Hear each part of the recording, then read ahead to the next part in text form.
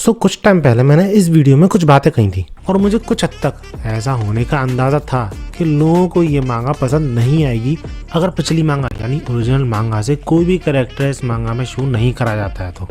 और लगता है जे के वालों ने मेरी ये वीडियो देख ली, क्योंकि इस वीडियो के तुरंत ही बाद अगले जो 2 चैप्टर्स आए उनमें 2 पुराने कैरेक्टर्स इंट्रोड्यूस करे गए हैं, यानी ओरिजिनल जे के कैरेक्टर्स रिटर्न हुए हैं, जिसमें से पहले चैप्टर में तो यूजी आया था और अब रीसेंट चैप्टर जिसके की सिर्फ स्पॉयलर्स आए हैं उसमें महितो का भी रिटर्न दिखा दिया गया है, यानी हिंट शो कर दिया गया है। और इन दोनों के रिटर्न से जे का पूरा फैन बेस शॉक्ड है, लेकिन मैं नहीं हूँ, क्योंकि मुझे पता था अगर पुराने कैरेक्टर्स रिटर्न नहीं करेंगे तो ये मांगा पॉपुलर हो ही नहीं पाएगी, अच्छी खासी सेल्स जनरेट कर ही नहीं पाएगी। खैर, इन दोनों का ही रिटर्न शो करने से बहुत सारी चीजें एक्सपेक्ट करी जा रही है और शायद फ्यूचर में हमें काफी कुछ देखने को मिल सकता है, और वो सारी चीजें ही इस वीडियो में आज एक्सप्लेन करने वाला हूँ, इंक्लूडिंग पिछला चैप्टर और इस चैप्टर का एक्सप्लेनेशन। और इसी सब के साथ साथ Gojo versus Sukuna animated fight का क्या सीन चल रहा है उस बारे में भी अपडेट दूंगा इस वीडियो में। So if you interested keep watching.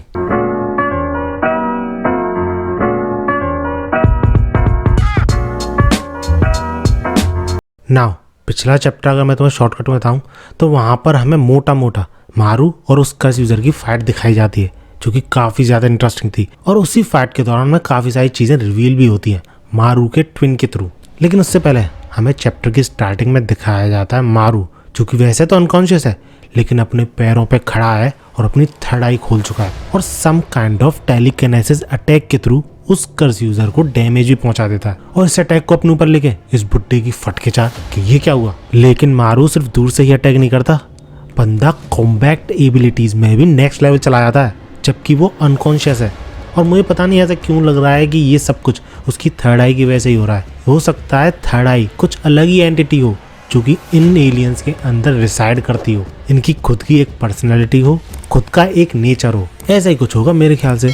और मुझे लगता है मारू की ये जो थर्ड आई है वो एक्स्ट्रा ऑर्डिनरी पावरफुल है, जिसको कंट्रोल करना मारू के लिए अभी तक इम्पॉसिबल है। खैर, इन दोनों की फाइट जब होती है तो ये कर्स यूजर फाइट बैक करने की कोशिश तो करता है लेकिन कुछ कर नहीं पाता, सिर्फ डॉज करने के अलावा। और यही चीज देख के सुरुगी काफी ज्यादा शॉक में था, क्योंकि उसे रियलाइज ही नहीं था कि मारू इतना ज्यादा स्ट्रांग है। लेकिन तभी उसे समझ में आ जाता है कि मारू अनकॉन्शियस है। अब ये सारी चीजें जब चल रही थी तो मारू का ट्विन ब्रदर दूर से ही ये सब कुछ होते हुए देख रहा था। और ऐसा नहीं है कि वो मदद करना चाहता था, नहीं, वो दूर से ही मारू को उस कर्स यूजर को मारते हुए देखना चाहता था। क्यों? क्योंकि यही डेथ ट्रिगर करेगी एक वॉर को कि एक एलियन ने इंसान को मार दिया, जिस पे इंसान ट्रिगर हो जाएंगे, एलियन से फाइट बैक करने की कोशिश करेंगे, जिस पे एलियंस को मौका मिल जाएगा, रीजन मिल जाएगा इंसानों पे हमला करने का। और क्योंकि मारू का ट्विन ब्रदर मानता है कि उनका लीडर काफ़ी ज़्यादा स्ट्रांग है, तो उसको ये चीज़ भी कन्फर्म्ड है कि वही लोग जीतेंगे अगर इंसानों और एलियंस में वॉर होती है तो। इसके बाद हमें वापस मारू और इस कर्स यूजर की फाइट पे लाया जाता है और इसी फाइट के दौरान इस कर्स यूजर की इतनी ज़्यादा फट गई थी कि अचानक से उसके माइंड में एक बंदा पॉपअप होने लगता है और वो बंदा और कोई नहीं अपना यूजी था। आई मीन ये चीज़ कंफर्म तो नहीं करी गई है, लेकिन तुम इस आँख को देखकर समझ ही सकते हो कि कौन है ये, क्योंकि अपनी पूरी लाइफ में इस कर्स यूजर ने 2 ही टाइम अपनी लाइफ को डेंजर में महसूस किया है। पहले तो जब यूजी से उसने फाइट की थी और अब जब वो मारू से फाइट कर रहा है। खैर, अगेन इनकी फाइट चलती है, कर्स यूजर हराने की कोशिश करता है मारू को, लेकिन मारू के आगे एक नहीं चलती इस टकले की। कॉम्बैक्ट को ले लो, कर्स टेक्निक को ले लो, हर तरीके की एबिलिटी को ले लो, मारू इससे हर चीज में ऊपर था। बंदा लिटरली फिजिक्स के लॉज को तोड़ सकता था। किसी चीज को अगर ये ट्रेजेक्ट्री में फेंका करता था तो उसकी ट्रेजेक्ट्री चेंज कर सकता था। वाटर को अचानक से गर्म कर सकता था, अचानक से ठंडा कर सकता था, इतना कि बर्फ जम जाए, जिस वजह से इस बुड्ढे की एक नहीं चलती और मारू फाइनल ब्लो देने की तैयारी कर देता है। लेकिन ऐसा होने से सुग्री रोक देता है, क्योंकि उसे पता था कि अगर मारू ने इस इंसान को मारा तो वॉर शुरू हो जाएगी। और ऐसा सुरुगी कम से कम मारू के हाथों तो नहीं होने देना चाहता था, क्योंकि उसे पता था कि जब मारू कॉन्शियस होगा तो वो ये चीज़ बिल्कुल भी सहन नहीं कर पाएगा कि वही एक ट्रिगर था जिसने ही वॉर का रूप ले लिया। और ये चीज़ें जब मारू का ट्विन ब्रदर दूर से होते हुए देख रहा था तो स्टार्टिंग में उसे लगता है कि मारू नहीं रुकेगा, कुछ भी हो जाए।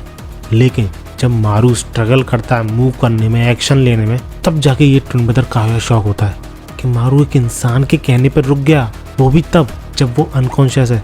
और इसी वजह से ये ट्विन ब्रदर मारू को रोकने पहुंच जाता है और रोक भी देता है और ये सारे लोग बेहोश। आगे बढ़ने से पहले मैं अपनी एनिमेटेड सीरीज़ की बात करूं तो उसमें मैंने तुम्हें बताया था पिछली वीडियो में कि एक एनिमेटर मुझे मिला था जो कि बहुत ज़्यादा पैसे डिमांड कर रहा था, और उसके थ्रू अगर मैं एक टीज़र बनवा भी लूँ तो फाइट नहीं बनवा पाऊंगा। दूसरा एनिमेटर मैंने ढूंढा था जिसकी कि मैंने तुम्हें एनिमेटेड वीडियो भी दिखाई थी, उसका वर्क शो करा था। उसने डिमांड किए थे $100 पर मिनट, जिसके के लिए वैसे मैंने थोड़ी बहुत नेगोशिएशन तो करी, उसने पैसे कम भी नहीं किए थे तो मैंने हाँ कर दी थी एट दी एंड। लेकिन अब वो जवाब ही नहीं दे रही है, तुम देख भी सकते हो। जिसके बाद काफ़ी ढूंढने पर मुझे एक और बंदा मिला है जिसकी कि सही में अभी तक की सबसे बेस्ट एनिमेशन है, तुम देख भी सकते हो। और वैसे तो उसने अभी अपने प्राइस नहीं बताया है, लेकिन मैं एक्सपेक्ट कर रहा हूँ कि इसी रेंज में होगा, $90-100 पर मिनट के आसपास, जो कि मैं अफोर्ड कर सकता हूँ।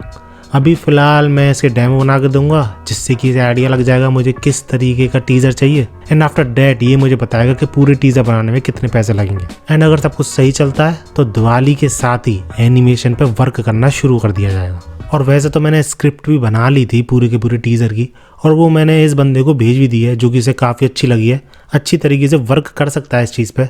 और तुम लोगों को भी मैं शो करना चाहता हूँ, लेकिन यार शो कर दूंगा तो मज़ा नहीं आएगा बाद में टीज़र देखने में, तो इसलिए अभी मैं तुम्हें ये शो नहीं करूँगा। टीज़र रिलीज़ होने के बाद शो करूँगा कि किस तरीके से मैंने प्लानिंग की थी। बाकी तुम लोग अगर इस सीरीज़ को सपोर्ट करना चाहते हो तो अगेन मेंबरशिप ज़रूर लेना, क्योंकि टीज़र तो बन जाएगा आसानी से, लेकिन फाइट बनने में काफ़ी सारे पैसे लगेंगे। एंड आफ्टर डैट वीडियो पे वापस आए तो रिसेंट स्पॉयलर्स में काफ़ी सारी चीज़ें हमें बताई गई हैं, जिनमें से सबसे पहली तो ये है कि महितो का रिटर्न हो चुका है।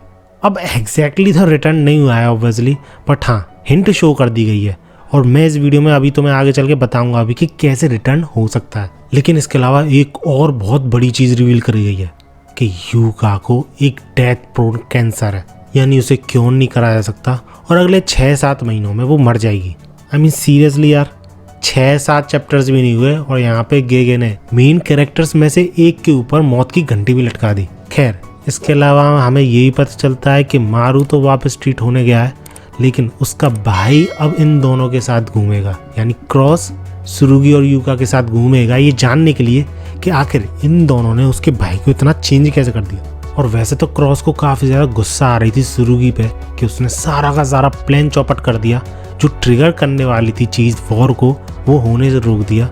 लेकिन जब उसे पता चलता है कि यूका को कैंसर है तो वो काफ़ी ज़्यादा शांत हो जाता है। यानी कह सकते हो कि इस बंदे में इमोशंस तो हैं, बस दिक्कत ये है कि वो इंसानों की हिस्ट्री से बहुत ज़्यादा घृणा करता है।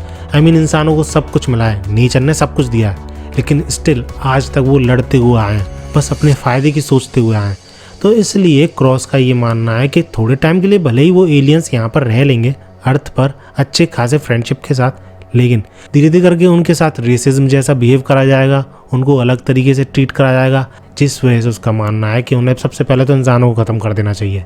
आफ्टर डेथ वो आसानी से पीसफुली इस अर्थ पर रह सकते हैं। और रही बात महितो के रिटर्न की, तो मुझे लगता है कि वाउंडिंग वॉर के थ्रू यूका किसी तरीके से महितो के साथ एक पैक्ट ज्वाइन करेगा, जिसमें कि महितो रिटर्न कर जाएगा और बदले में यूका का जो कैंसर है वो सही हो जाएगा। और मुझे लगता है ये काफ़ी अच्छा और जेन्युइन तरीका होगा महितो के वापस आने का, और महितो को ही टक्कर देने यूजी वापस आएगा। क्योंकि इफ़ यू रिमेंबर ओरिजिनल मांगा में यूजी ने क्लियर कर दिया महितो को कि मैं तुम्हें मारूंगा, तुम जितनी बार जिस रूप में जहां पर भी वापस आओगे मैं वहां पर भी पहुंचूंगा और फिर से तुम्हें मारूंगा। तो शायद से उसी चीज को सही प्रूफ करने के लिए यूजी वापस आएगा। एटलीस्ट मुझे तो ऐसे लगता है स्टोरी कुछ इस तरीके से ही जाएगी। और तुम मानो या मत मानो यार, एक्सपीरियंस तो इतना अच्छा खासा हो गया है मुझे मांगास का कि ब्लॉग के चैप्टर्स भी काफ़ी हद तक मैं प्रेडिक्ट कर देता हूँ मोटा मोटा क्या होगा आगे। और अब तो जे के मॉड्यूलों में भी थोड़ा बहुत मैं ऐसा करने लगा हूँ। लेकिन हाँ ये चीज़ मैं मानता हूँ कि कुछ ऑथर्स हैं जिनको कि मैं कभी प्रेडिक्ट नहीं कर पाता।